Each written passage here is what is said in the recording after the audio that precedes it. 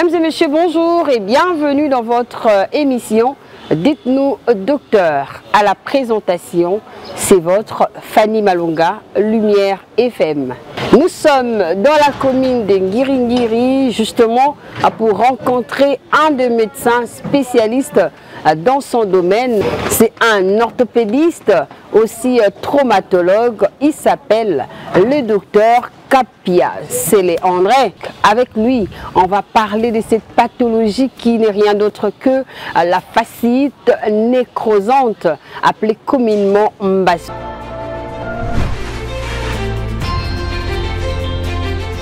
Alors, fidèles téléspectateurs, dites-nous docteur face au docteur Kapia Sele André. Il est donc orthopédiste des formations, mais aussi traumatologue. Bonjour docteur. Bonjour madame la journaliste. Comment allez-vous? Je vais bien par la grâce du Seigneur. Ah, merci. Alors vous êtes orthopédiste et aussi traumatologue depuis combien d'années? Bien sûr, pour ma formation de spécialiste en traumato-orthopédie, ça fait maintenant 20 ans. Parce que c'est depuis 2004 que j'ai défendu le mémoire de fin de spécialisation.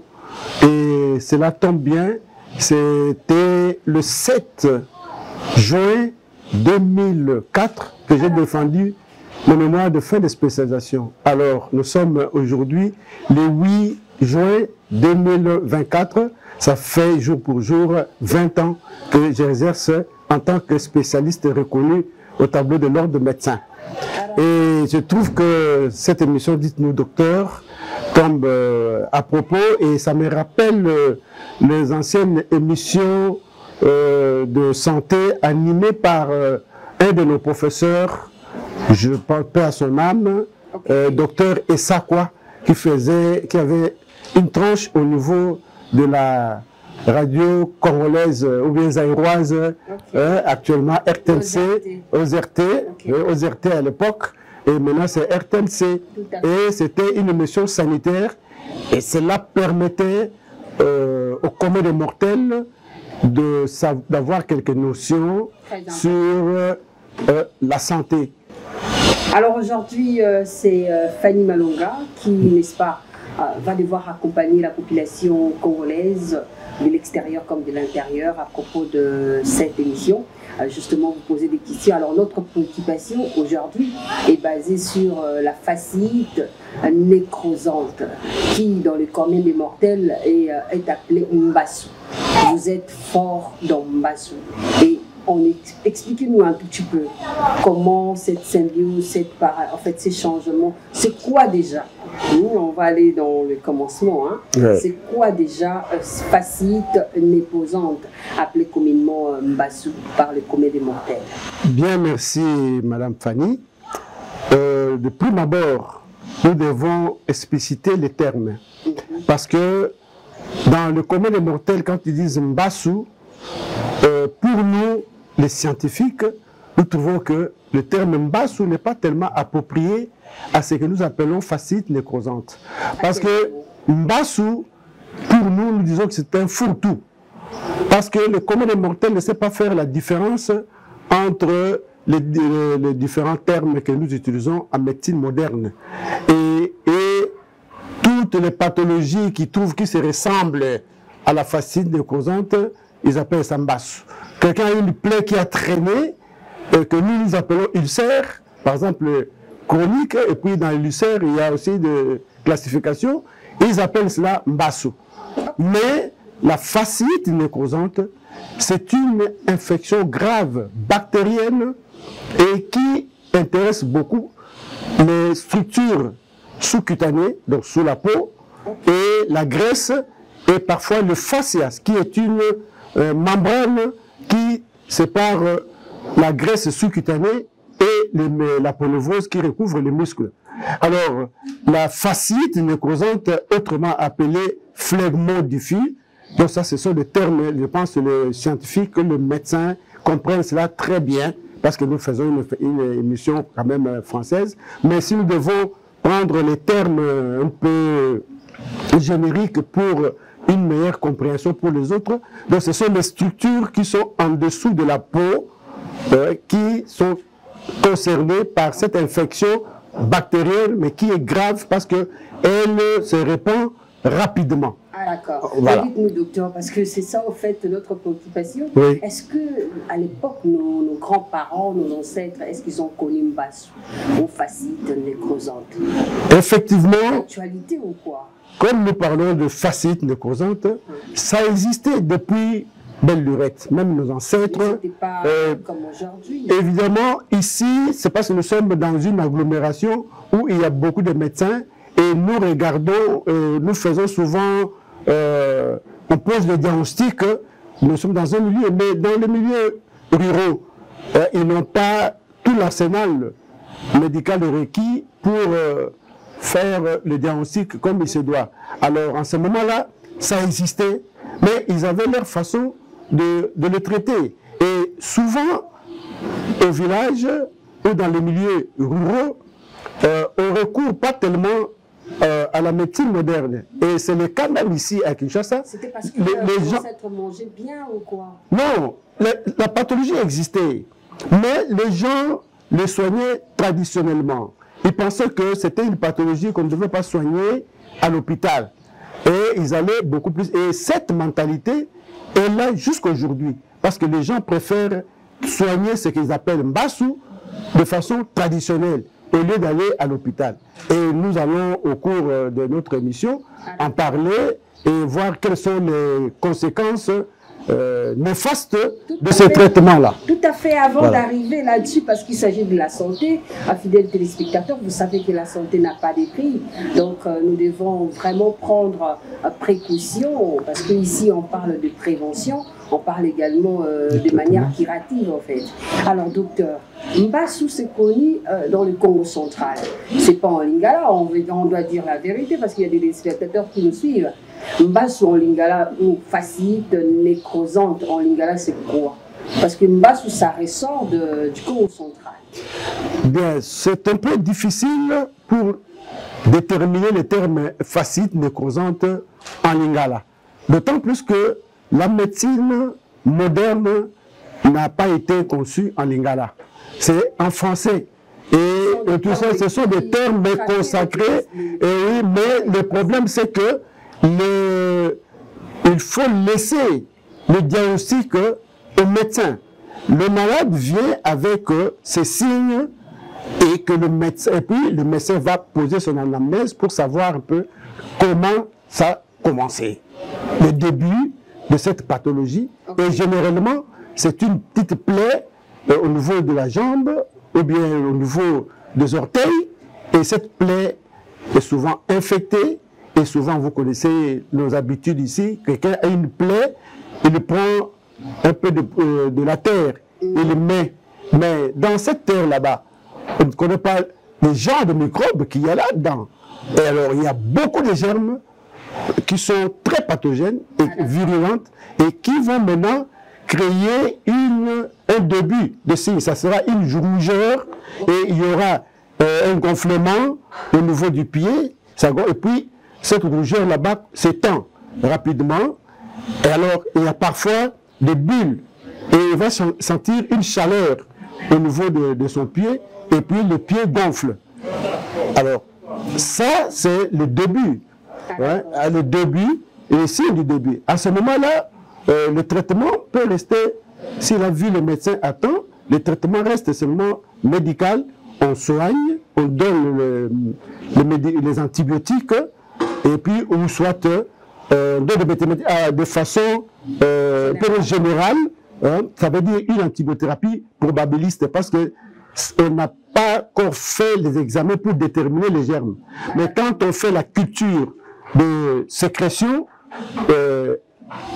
émise par cette plaie, on détermine les germes et l'antibiotique pour lequel il est sensible. En ce moment-là, on fait une antibiothérapie qui est vraiment adaptée. Alors, en ce moment, on donne cette antibiothérapie et on fait le pansement local, le traitement local avec des antiseptiques connus par le médecin. Et c'est là, et puis on aide le pied, le membre avec un drainage postural. Et si ça va diminuer l'œdème. Alors, si à ce stade là-bas, on n'arrête pas que la maladie a évolué et qu'il y a une destruction de la peau et il y a des plaies, c'est à ce moment-là que va intervenir la chirurgie. Ok. Voilà. Mais avant d'en arriver, docteur Kapia Sele-André, nous aimerions quand même avoir des humbles précisions, parce que cette émission est, n'est-ce pas, proposée pour éclairer l'opinion et puis prévenir la population congolaise. Comment cette plaie s'est produite? Ça sort d'où?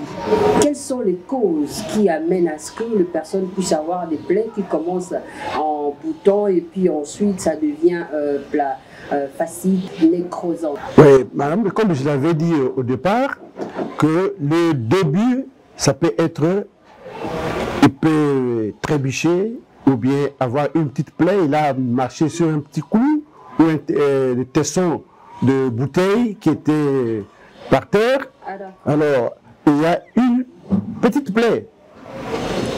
Et la plaie, c'est un peu général, il peut y avoir une écorchure et en mettant de la terre, ou bien la plaie n'est pas bien soignée, alors les germes vont se développer et vont créer maintenant cette nécrose-là, nécrose de la des tissus sous-cutanés et qui va s'étendre selon la longueur, ça dépend. Alors on parle maintenant de fascite nécrosale. Donc ça commence pas directement par la fascite nécrosale, comme je l'ai dit, ça commence d'abord par une cellulite, et il y a une rougeur et qui peut monter. Et vous savez avec moi que les Congolais n'ont pas cette information. Oui, bon. Et aussi, on a beaucoup utilisé l'automédication. Où en sommes-nous? Parce que vous avez des personnes qui vous consultent un peu en retard, peut-être que c'est déjà grave. Oui. Oui, merci bien, Madame Fanny. Vous savez, c'est comme je le disais, dans le commun des mortels, ils pensent que Mbassou, pour eux, donc une fascite nécrosante, pour eux, ce qu'ils appellent Mbassou, ça ne peut pas se traiter à l'hôpital. Ils ont leur potion magique traditionnelle qui varie de la boue d'un kamba, parce que j'ai déjà reçu des patients qui sont venus avec des bouts d'un kamba sur la jambe, et il y a d'autres qui prennent le feuille médicinale qu'on appelle le Congo Bololo, et puis ils vont écraser cela, ils mettent sur la peau. Il y en a d'autres qui utilisent des mates mêlées, les légumes que nous mangeons comestibles, les pondus, qu'ils mélangent encore avec des antibiotiques, et ils appliquent sur la jambe. Alors, le danger, c'est quoi? Ils n'appliquent pas toutes ces potions-là, ou ces onguents, ils ne les appliquent pas sur la zone malade. Ils vont mettre ça sur toute la jambe, même sur la peau saine. Or, ces produits-là, ils sont comme des détergents. Ils vont agir au niveau de la plaie et au niveau de la peau saine. Ils détruisent la peau. Or, quand on détruit la peau, il y a des muscles de la peau qui vont libérer l'hémoglobine de la peau, qu'on appelle myoglobine. Et cette hémoglobine est très toxique pour les reins. D'une part. De l'autre part, il y a déjà une infection assez grave, comme je disais au départ, que c'est une infection bactérienne grave et qui se répand, qui s'étend rapidement. Cette infection grave entraîne aussi, par le sepsis, donc il entraîne aussi une insuffisance rénale. Et très souvent, les gens qui ont le Mbassou, traités traditionnellement, cette plaie là-bas traîne et devient de plus en plus assez large parce qu'ils ont même abîmé une partie de la peau saine. Alors, une fois arrivé à ce stade-là, souvent, c'est tard. Quand ils nous arrivent, ils ont déjà l'insuffisance rénale.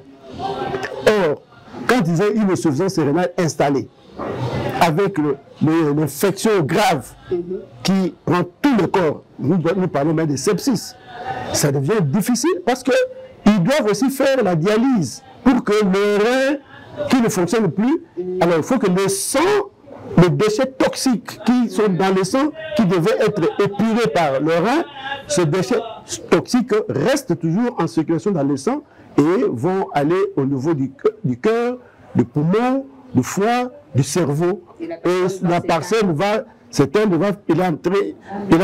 aura une déficience multiviscérale, il aura l'irémie au niveau du cerveau, donc il peut entrer dans le coma irémique et mourir aussi.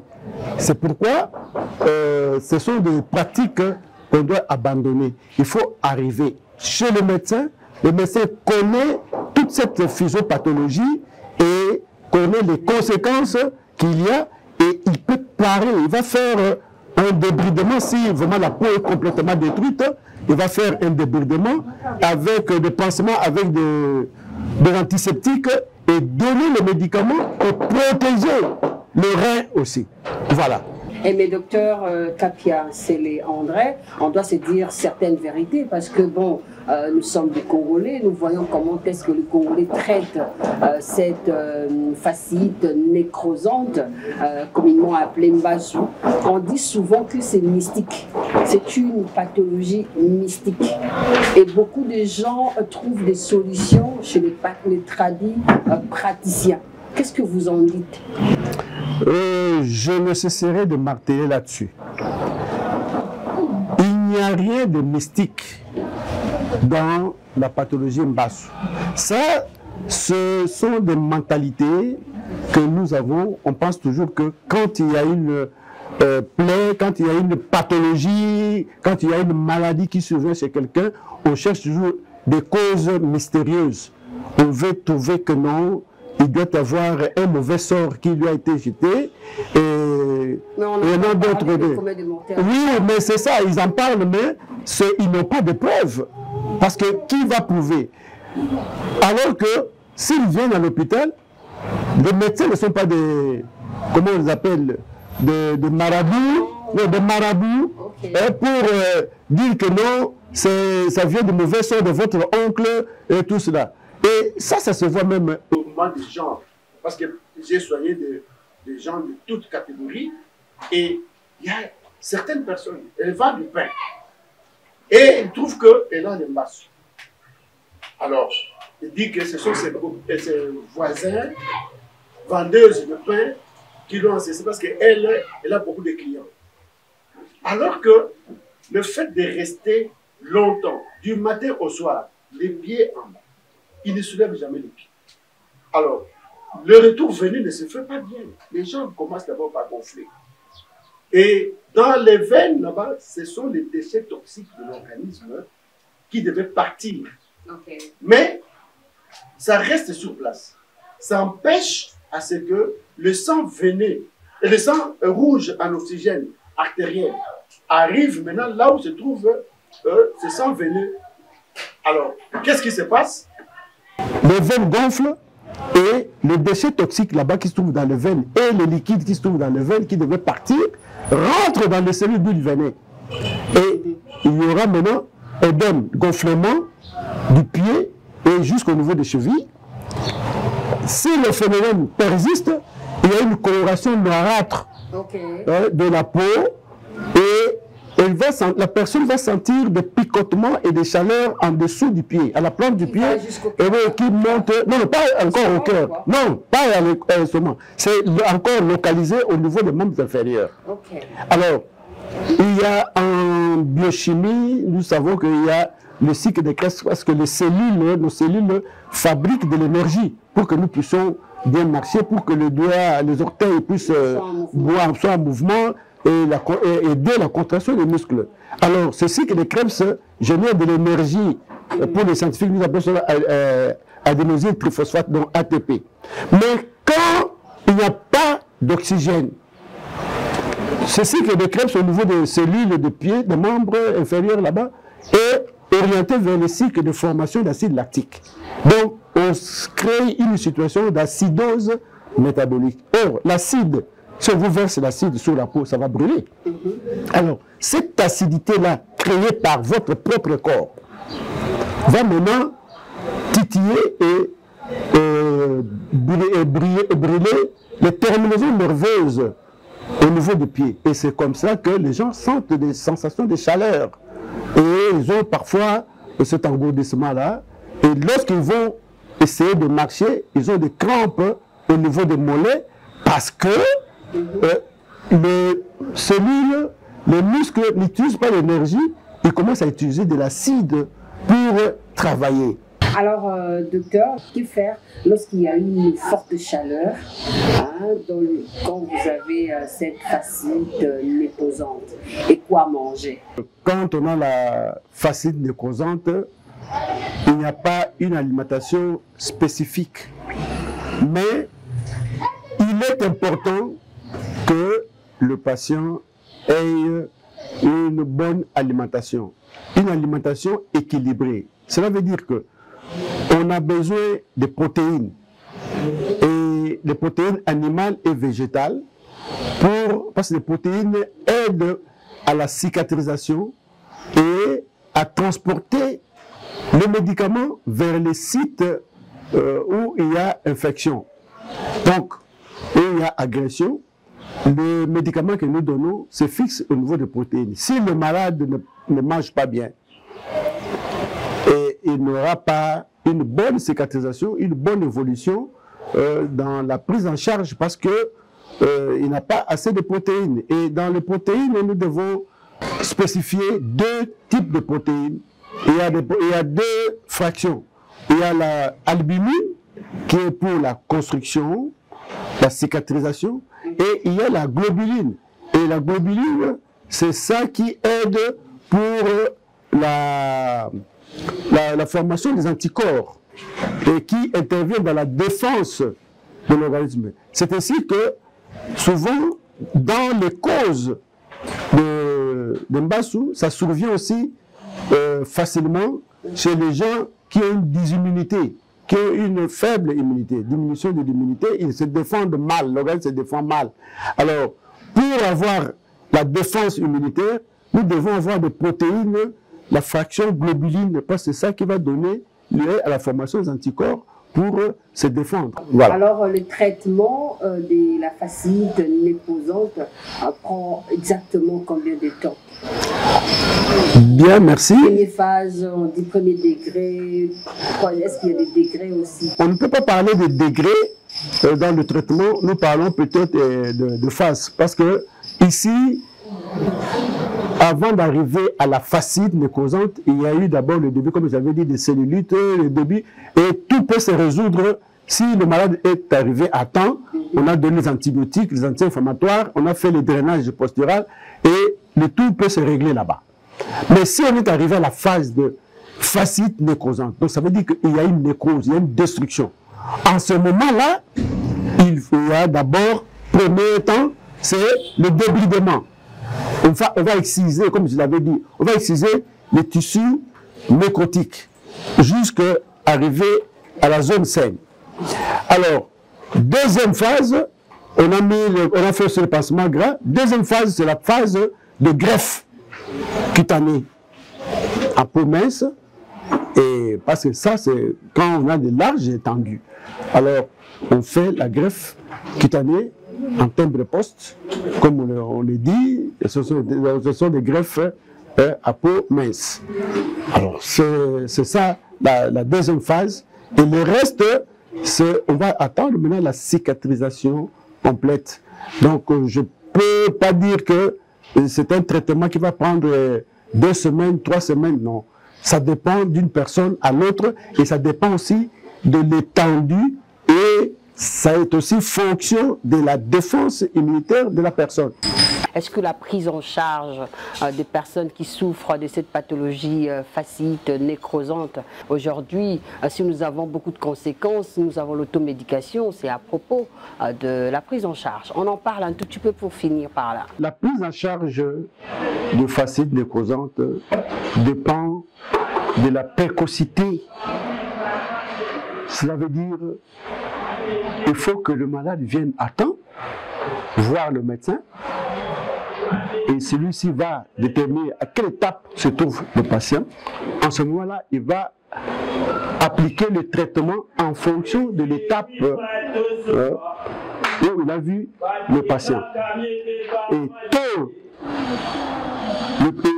la prise en charge est faite, mieux le malade va évoluer. Mais si le malade vient en retard, avec des complications déjà établies, multiviscérales, et là, le médecin ne peut rien faire. Merci, docteur Kapia Célé-André, pour ces précieuses informations liées à la fasciite nécrosante, que le commun des mortels appelle très souvent Mbassou.